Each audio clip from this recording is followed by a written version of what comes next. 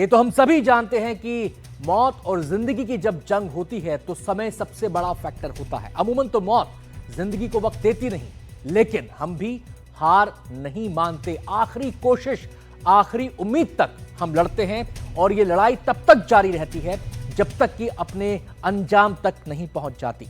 हम बात कर रहे हैं धराली की। तबाही का मंजर पूरी दुनिया ने वहां पर देखा, कैसे कुदरत ने तबाही वहां पर मचाई, लेकिन अब जिंदगी की लड़ाई वहां पर चल रही है और इस जिंदगी की लड़ाई में हमारे सेना के जवान जुटे हुए हैं, हमारे जो आपदा कर्मी हैं वो जुटे हुए हैं। एनडीटीवी की टीम वहां पर मौजूद है जिससे कि हम पूरी तस्वीर आपके सामने रख सकें। और इस तबाही के बीच, धराली में तबाही के बीच एक खबर यह भी आई कि हर्षिल के पास एक नई झील बन गई है। बताया जा रहा है कि उत्तराखंड में 5 अगस्त को बादल फटने के बाद हर्षिल में आई बाढ़ से यहां एक झील बनी। हालांकि कहा यह जा रहा है कि इससे फिलहाल कोई खतरा नहीं है। यह रिपोर्ट पूरी तस्वीर साफ कर देगी।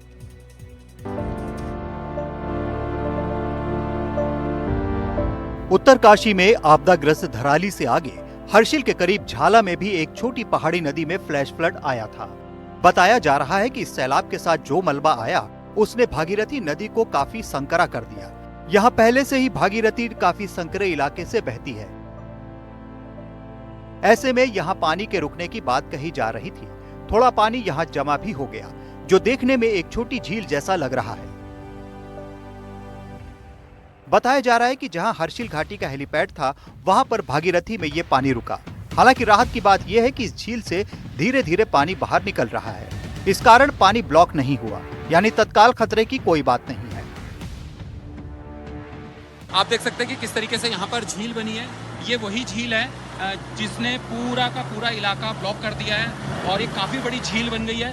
यहाँ पर हेलीपैड हुआ करता था और सामने दूर तक, वहाँ पर दूसरी तरफ गाड़ियाँ फंसी हुई है। एक झंडा भी जो हेलीपैड पे होता है वो सामने है। तो पूरा इलाका इस वक्त झील से डूबा हुआ है और ये अच्छी बात है कि झील से पानी धीरे धीरे रिस रहा है। लेकिन पहाड़ों का जो सफ़र है वो बेहद ही खतरनाक होता है, इतना आसान नहीं होता है। दरअसल पहाड़ी नदी पर झील बनना खतरनाक माना जाता है, क्योंकि मैदानी इलाकों में तो समतल जमीन से पानी निकल जाता है, लेकिन पहाड़ी इलाके जल प्रवाह के दोनों ओर पहाड़ से ढके होते हैं, यानी ये पहाड़ी के बीच से बहते हैं। ऐसे में झील बनती है और उसमें से पानी नहीं निकलता है तो धीरे धीरे पानी एक बड़े डैम का आकार ले लेता है। अगर ये पानी उस झील के टूटने के बाद निकलता है तो उसकी मात्रा बहुत ज्यादा होती है। हर्षिल में अभी कोई खतरे की बात नहीं है, लेकिन यहाँ भागीरथी नदी पर बनी झील से भी सतर्क रहने की जरूरत है। यहाँ से भी पानी जल्दी से निकल जाए, ये सुनिश्चित करना बेहद जरूरी है। Bureau report, NDTV India. तो इस समय धराली में जहां देखो वहां तबाही का मंजर नजर आता है। क्या मकान, क्या दुकान, क्या होटल, क्या बाजार, सब कुछ मलबे में समा चुका है। कुदरत की इस विनाश लीला ने धराली में मौजूद पौराणिक कल्प केदार मंदिर के निशान भी मिटा दिए हैं। ये पूरा इलाका इस समय कैमरे के नजरिए से आप देखेंगे तो यहां पर सब कुछ मलबे का ढेर सा नजर आता है और इन्हीं पहाड़ियों के बीच, इसी मलबे से थोड़ा सा ऊपर यहां पर कल्प केदार मंदिर था, उसके निशान अब मिट गए हैं। गंगोत्री जाने से पहले श्रद्धालु इस मंदिर में दर्शन करने आते थे। मान्यता है कि इस पौराणिक मंदिर को पांडवों ने बनवाया।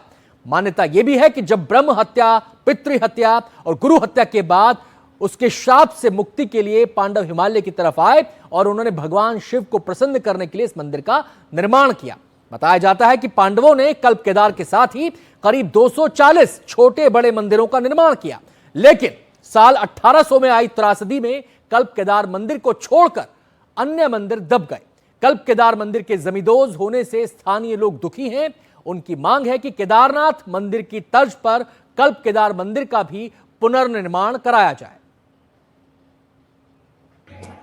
इस वक्त हम धराली गांव में मौजूद है और धराली गांव में उस जगह पे मौजूद है जहां कल्प केदार मंदिर ने समाधि ले ली। उस सैलाब ने मंदिर को पूरी तरह से यहाँ पे इस मलबे के नीचे समाधि के रूप में दफन कर दिया।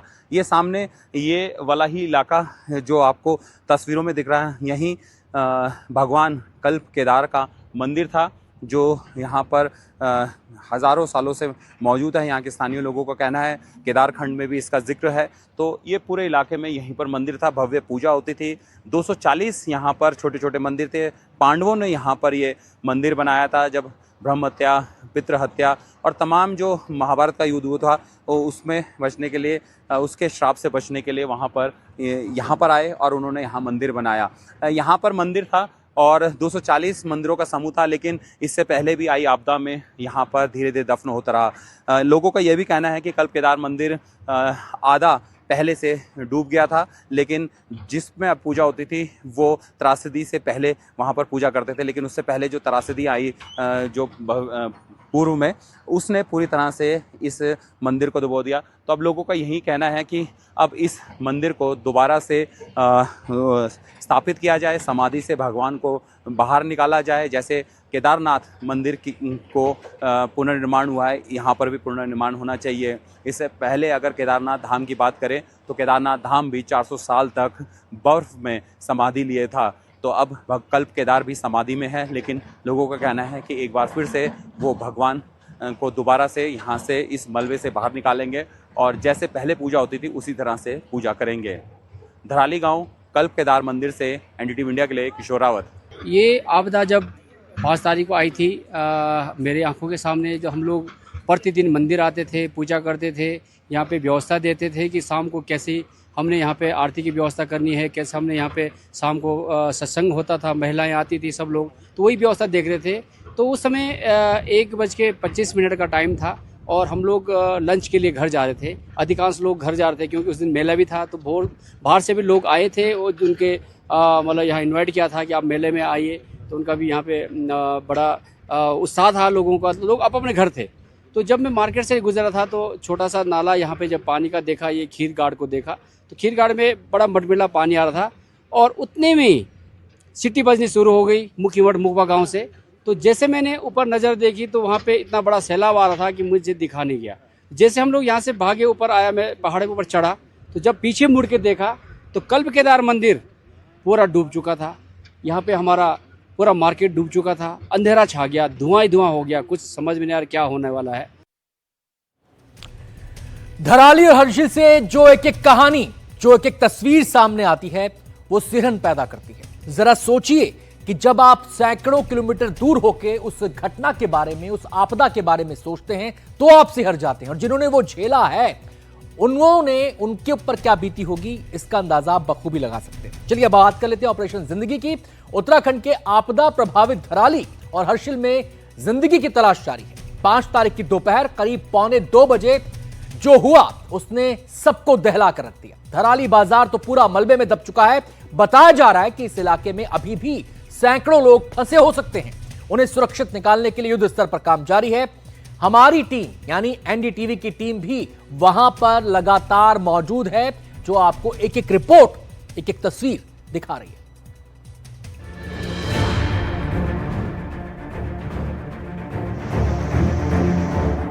धराली में ऑपरेशन जिंदगी जारी है, लेकिन लगातार हो रही बारिश के कारण यह मुसीबत कम नहीं हो रही है।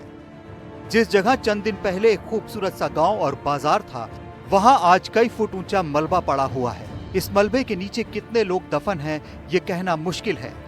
सेना, आईटीबीपी, एनडीआरएफ समेत जिला प्रशासन की टीमें राहत बचाव कार्य में जुटी हैं। डॉग स्क्वाड, ड्रोन और जमीन के अंदर देखने वाले रडार का इस्तेमाल किया जा रहा है। हर्षिल घाटी और इस पूरे इलाके में मोबाइल संचार व्यवस्था बहाल करने की कोशिश की जा रही है। बताया जा रहा है कि सेना एडवांस पेनिट्रेटिंग रडार का इस्तेमाल कर रही है। इससे खुदाई किए बगैर ही जमीन में दबे लोगों का पता लगाया जा सकता है। पेनिट्रेटिंग रडार जमीन के नीचे एक हाई फ्रीक्वेंसी रेडियो तरंग भेजता है, जहां ये मिट्टी, पत्थर, धातु और हड्डियों को अलग अलग रंगों के जरिए बताता है। इसके जरिए जमीन के नीचे 20 से 30 फुट तक फंसे लोगों या शवों की पहचान की जा सकती है। लेकिन मुश्किलें कम नहीं है, खासकर इस क्षेत्र के लोगों के लिए जो यहाँ वहाँ फंसे हुए हैं, क्योंकि सड़कें टूटी हुई हैं, जगह जगह लैंडस्लाइड हो रखे हैं, पत्थर अचानक गिरने लगते हैं। गंगनानी और धराली के बीच का लोहे का पुल अब तक टूटा हुआ है। यहाँ से पैदल यात्री भी अभी नहीं गुजर सकते हैं। लोग परेशान हैं, सिर्फ बिस्किट और नमकीन पर गुजारा हो रहा है। तो ये आप देखिए कहाँ से, गंगोत्री से, यहाँ से तकरीबन 60 किलोमीटर दूर है। ये पैदल 2 दिन हो गए जी, 2 दिन हो गए, कल से चल रहे हैं। अब आप सोचिए कि 5 तारीख को वाकया हुआ है, 9 तारीख है और अभी भी लोगों को हैरान परेशान होना पड़ रहा है। वहाँ कोई खाने पीने की सुविधा, बिस्कुट बास्कुट दे रहे सर, उससे क्या होगा? एक बिस्कुट दे रहे हूँ, पानी पुनी नहीं है पीने के लिए। हाँ? 2-3 दिन से भूखे प्यास चल रहे हैं, नमकीन पकड़ा रहे हैं, बिस्कुट पकड़ा रहे हैं, बस उसी में जी रहे हैं बस 2 दिन से। क्या करें, यहाँ पूरी हालत हो रखी है। अब कहीं न कहीं सरकार के ऊपर जो है ये सवाल उठ रहे हैं कि आखिर इतने सारे यात्रियों के खाने पीने तक का वहाँ पर प्रबंध नहीं है। यही वजह है कि कई किलोमीटर पैदल चलकर जान हथेली पर लेकर इन लोगों को यहाँ उत्तरकाशी खुद से आना पड़ रहा है। और सवाल ये उठता है कि आखिर इतना भारी भरकम SDRF, NDRF, आर्मी, उत्तराखंड सरकार, पूरी मशीनरी लगी हुई है, उसके बावजूद लोगों को सहूलियत नहीं मिल पा रही है। एक तरफ धराली और हर्षिल से लोगों को निकालने की कोशिशें जारी हैं, वहीं दूसरी तरफ लोग अपनों की खोज खबर लेने के लिए धराली जाने की कोशिश कर रहे हैं। ऐसा ही एक परिवार नेपाल से गंगनानी आया हुआ है अपनों को ढूंढने के लिए। ये नेपाल के लोग हैं जो कि यहाँ पर काम करते थे धराली में, और ये अपनों को खोजने के लिए धराली और हर्षिल वैली जाने की कोशिश कर रहे हैं। आप लोग कौन, मतलब क्यों नहीं जा, आप लोग क्या है, कितने लोग गायब हैं? 13 आदमी। हाँ? 13 आदमी। 13 आदमी। तो कोई आपने प्रशासन से बात की कि आपको भेजा जाए वहाँ पे? बात नहीं की हमने। अच्छा, तो आप लोग खुद ही जा रहे हैं खोजने के लिए? अच्छा, जरा कौन कौन लोग था, क्या काम करते थे, और लास्ट टाइम कब बातचीत आप लोगों की हुई थी? बातचीत कुछ नहीं हुआ, खाली ये कि 5 मिनट बातचीत हुआ एक ही आदमी से। आदमी है कम से कम 24-25 आदमी है, लेकिन एक ही आदमी से बात हुआ कि 5 मिनट हुआ। वो बोला इधर मैं अकेला हूँ और आदमी किधर है मालूम नहीं है, ऐसे ऐसा बोला। बाद में हम लोग नेपाल से आया अभी। अच्छा, नेपाल से आए आप लोग? ओहो, तो किसी तरीके से आप कैसे अब जाएंगे, क्योंकि रास्ता तो बंद है? अब देखेंगे, कोशिश करेंगे, जो कोशिश करेंगे, कोशिश करते हो जाएगा तो जाएंगे, नहीं तो कुछ। आपके कौन लोग काम करते थे? उधर है मेरा सासू है, ससुरा है, साला है, पूरा परिवार उधर ही है। हमारे जो संवाददाता हैं किशोर, उन्होंने एक 11 साल के नेपाल के बच्चे से बात की थी। वो बच्चे थे, आपको पता है वो 11 साल के बच्चे? अच्छा, नहीं पता है। नहीं पता। तो सारे लोग नेपाल से आए हैं। अब आप देखिए, ये सारे लोग नेपाल से आए हैं अपनों को खोजने के लिए। आपका कौन है वहाँ? मेरा पति है। पति है आपका? हाँ। कितने दिनों से वहाँ काम कर रहे थे? वहाँ तो मेरे 6 साल हो गए। 6 साल हो गए। अभी बच्चे को मिलने के लिए गया था नेपाल, तब 1 महीना में बेटा, तब फिर उधर गया था। मेरा पति भी गया था वहाँ, 4-5 दिन रोका, तब आके फेरि यता बगैँचामा रहते, तब खेती पाती लगा रखा था। तब बोला संपर्क में नहीं आ रहा, चाचा का लड़का आ रखा है, एक कल बोला संपर्क में है और कोई संपर्क में नहीं है, तब आ जाओ। किसी का फोन से कोई बातचीत नहीं हुई? एक ही चाचा से हो गई, एक ही लड़के से। एक ही लड़के से? हाँ। देखिए, 26 लोग थे और केवल एक शख्स से बात हुई है। ये नेपाल के सारे लोग हैं, नेपाल से यहाँ पर उत्तराखंड आए हुए हैं और अभी गंगनानी में हैं, और ये सारे लोग अपनों को खोजने के लिए हर्षिल वैली और धराली जा रहे हैं। अब तक धराली से 800 से ज्यादा लोगों का रेस्क्यू किया जा चुका है। सड़क टूटने और पुल बहने से धराली का संपर्क कट गया है। हेलीकॉप्टर और चिनूक विमानों से खाने पीने का सामान भेजा जा रहा है। Bureau report, NDTV India.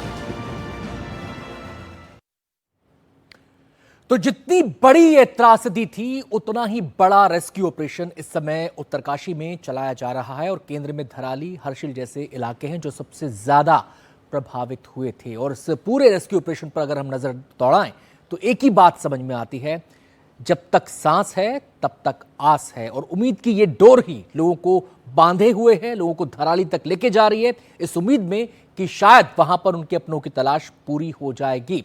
छोटी छोटी बातें बड़ी बड़ी उम्मीद वो लोगों को दे रही हैं। छोटी छोटी बातें बड़ा बड़ा संकेत और संदेश दे रही हैं। ऐसा एक संकेत, ईश्वर का संकेत लोग इसे मान रहे हैं, और वो है सोमेश्वर महादेव मंदिर को लेकर। इस मंदिर को कोई नुकसान नहीं पहुंचा है, लोग खुश हैं, लोग इसे ईश्वर का आशीर्वाद मान रहे हैं। और इसे चमत्कार की श्रेणी में रख रहे हैं। केवल मंदिर ही नहीं बचा, बल्कि इस मंदिर की वजह से कई लोगों की जान भी बची। दरअसल जिस वक्त आपदा आई उस समय कुल देवता सोमेश्वर महादेव के मंदिर में पूजा अर्चना हो रही थी। और मेरे पीछे जो तस्वीर आप देख रहे हैं, ये तस्वीर ये सोमेश्वर महादेव मंदिर की ही है। और जैसा मैंने आपको बताया कि जिस वक्त आपदा आई थी वहां पर पूजा अर्चना हो रही थी। दरअसल वहां पर एक मेले की तैयारी हो रही थी। उस मेले से पहले पूजा अर्चना वहां पर चल रही थी। तो उस समय आपदा के वक्त जो भी लोग इस मंदिर में मौजूद थे, उन्हें जैसे ही आभास हुआ कि आपदा आ गई है, जल सैलाब आ रहा है, लोग फटाफट पास की जो पहाड़ियां थी उनकी तरफ भागे। तो जो लोग यहां पर मौजूद थे उन सबकी जान बच गई। अब लोग ईश्वर का शुक्रिया अदा कर रहे हैं, प्रार्थना में याद कर रहे हैं और ये कह रहे हैं कि मंदिर में होने के कारण उनकी जान बची। साथ ही साथ वो ये भी कह रहे हैं कि जो मंदिर के आसपास मकान थे, जो मंदिर के आसपास स्ट्रक्चर्स थे, वो भी बचे हैं। वो इसे भी सोमेश्वर महादेव की कृपा ही मान रहे हैं। धराली गांव में एक प्राकृतिक आपदा आई। उस आपदा ने एक खुशहाल गांव को जमींदोज कर दिया। यहाँ पर इस वक्त जो लोग हैं उनको तलाश करने का काम किया जा रहा है। ये सोमेश्वर देवता की डोली है। भगवान की यहाँ पर पूजा अर्चना होती है और ये मंदिर है भगवान का, और ये धराली गांव का मंदिर है और सभी लोग यहाँ पर भगवान की पूजा अर्चना करने आते हैं। सोमेश्वर देवता जो कि शिव का ही एक रूप है और यहाँ के स्थानीय लोगों के आराध्य है और उनकी यहाँ पर ये पूजा की जाती है। जिस दिन ये आपदा है उस दिन यहाँ पर एक बड़ा मेला चल रहा था और यहाँ के तमाम जो गांव वाले हैं वो यहाँ पर पहुँचे थे। लोगों की मान्यता है कि भगवान ने ही यहाँ पर लोगों को बचाया और लोगों की रक्षा करी। हमारे साथ सुनीता जी, सोमेश्वर देवता का आशीर्वाद है जिसकी वजह से आप लोग यहाँ पर बचे और बड़ा नुकसान होने से बच गए। जी, क्योंकि उस समय उस दिन जो इनका ही आयोजन था, मेला था, पूजा अर्चना चल रही थी सुबह से, काफ़ी लोग यहाँ पे इकट्ठे थे। हमारे जो नौजवान युवक वो ज़्यादातर मतलब यहीं पे थे जी, और फिर बुजुर्ग लोग भी थे क्योंकि पूजा अर्चना चलती थी। जैसे इनकी पूजा अर्चना समापन हुई और मतलब 1-2 घंटे बाद इनका मेले का आयोजन होना था, तो सभी लोगों ने इकट्ठा होना था। उधर वाले जो हमारे गांव के लोग उन्होंने भी आना था। जो हमारे ध्यानिया है बाहर बेटियाँ वो भी आ रखी थी मायके में, उन्होंने सब लोगों ने इकट्ठा।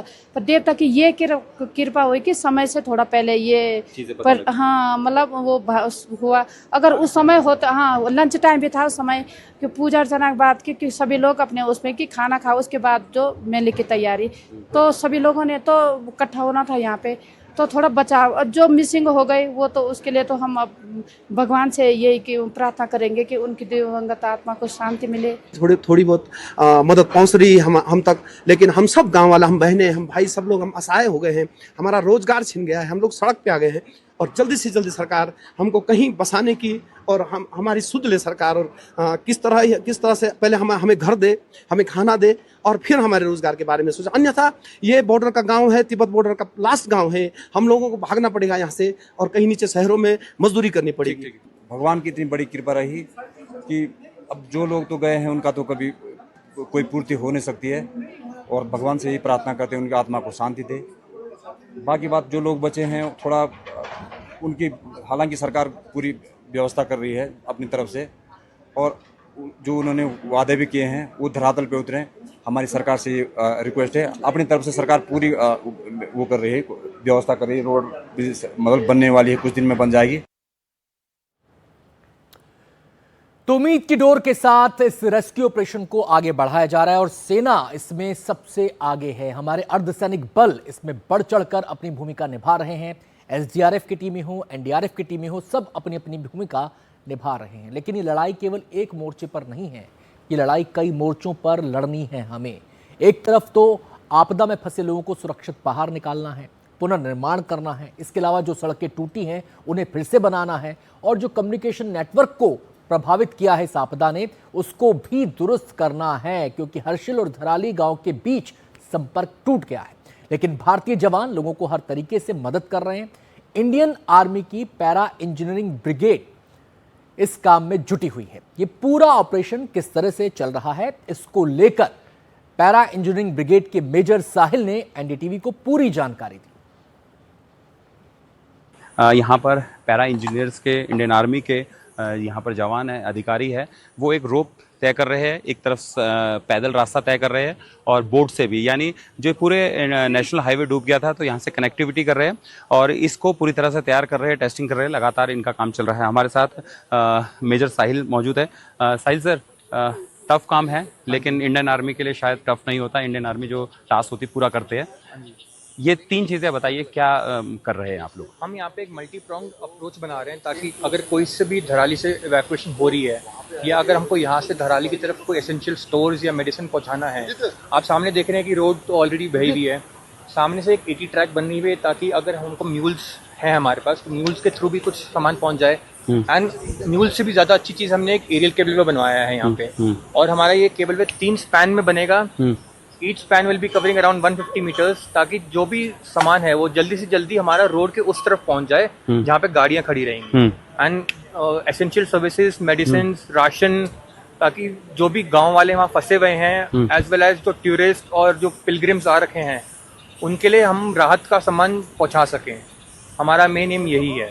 सर, चूँकि पैरा इंजीनियर्स है, पैरा के कमांडोज के आपने बताया और इंडियन आर्मी, ये जहाँ पे पहुँच जाए और लोगों को क्या मैसेज देना चाहते हैं कि एक भरोसे का मैसेज होता है कि इंडियन आर्मी पहुँच चुकी है, अब आप चिंता मत करें। अभी इंडियन आर्मी यहाँ पहुँच चुकी है, हम पूरी कोशिश कर रहे हैं कि राहत का सामान पहुँच जाए यहाँ पे और कनेक्टिविटी हम कोशिश करें कि रिस्टोर जल्दी से जल्दी हो जाए। अभी किसी को भी कोई भी प्रॉब्लम ना हो, ये हमारा मेन एम रहेगा।